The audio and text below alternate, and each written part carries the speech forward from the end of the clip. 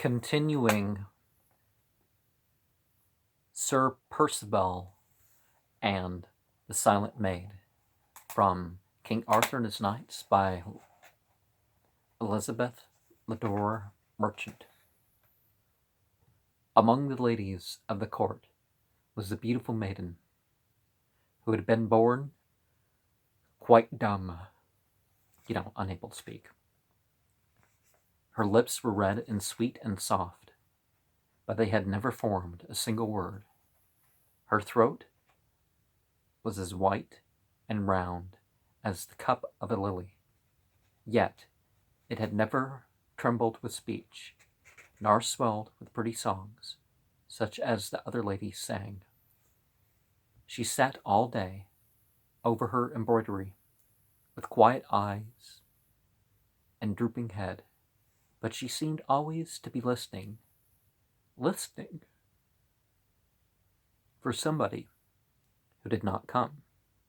She was seated by the castle window when young Perceval rode through the gate. As her quick ears heard his horse's hoofs, she raised her head swiftly. A great flush of joy swept over her pale, sweet face, and she laid her embroidery down.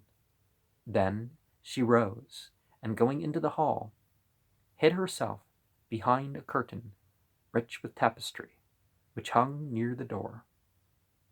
Perceval was met in the courtyard by a knight who, when he heard the young rider's name, led him straight to Arthur and told the king that Pellinore's son had come to ask for knighthood at his hands. Arthur summoned Perceval, but almost laughed to see him so beardless and young. He knighted him, however, for his father's sake.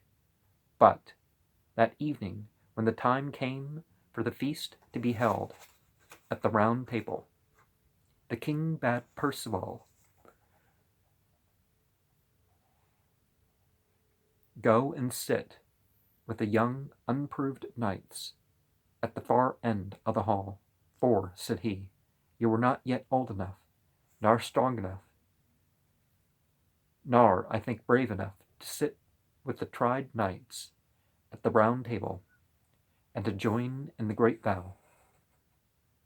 Then Perceval was very downcast, for he thought he was going to lose his heart's desire. He walked slowly and sadly down the great hall and seated himself among the lesser, humbler knights near the door, and the more realistically existing knights, right? But at that moment he heard a great murmur run through the banqueting room.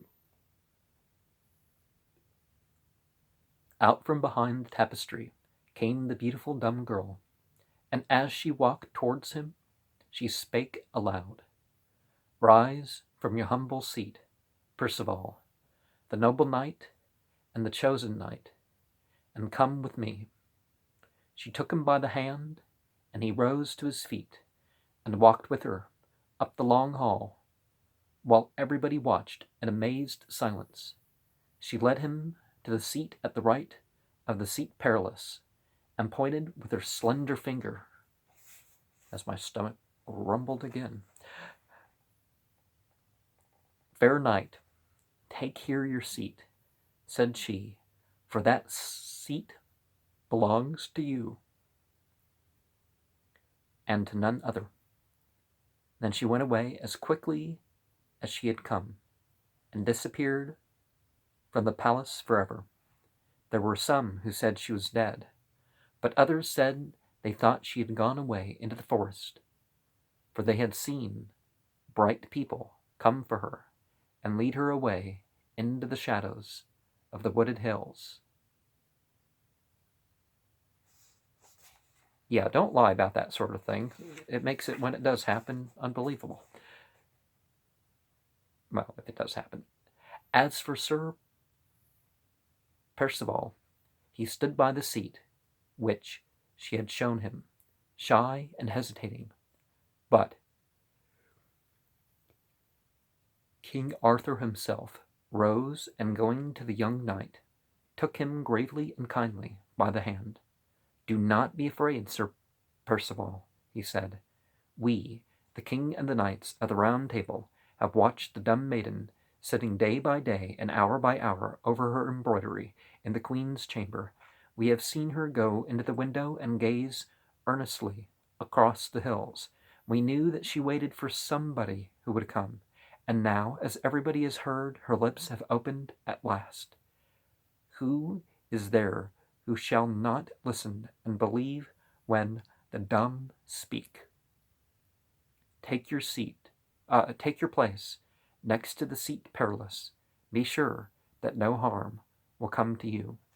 Then Sir Perceval sat down next the seat perilous, and as he did so, the far-off fires on the hills appeared again, and leaped into higher flames, and seemed to reach up to the very stars. The singing that people heard in the sky swept down to the roofs of Camelot and around the windows of the banqueting hall.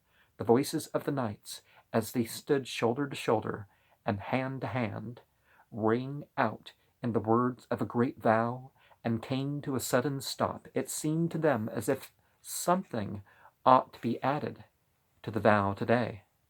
But what it was they did not yet understand.